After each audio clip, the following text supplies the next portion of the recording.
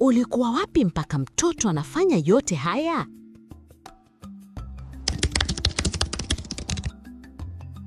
Kuna hii tabia wazazi au walezi wanapendelea sana kuifanya, lakini hawaoni kama tatizo. Inawezekana hata wewe unaifanya.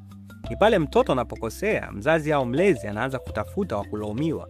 Ni mwalimu, ni marafiki, au ni dada wa kazi. Unajua unamfundisha nini mtoto?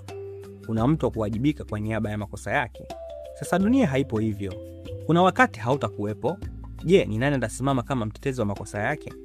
Unahisi jamii itampokea kama walivyozoea kumpokea? Kwa hiyo ni wakati wa kumwacha awajibike kuanzia sasa. Anapokosea mwambie wazi, hapa umekosea. Aelewe, akubali na awajibike. Pia ajifunze. Nina imani utakuwa umenielewa. Kwa maarifa zaidi kuhusu saikolojia ya malezi, fuata kurasa zetu za mitandao ya kijamii kwa jina la Malezi Smart. Asante.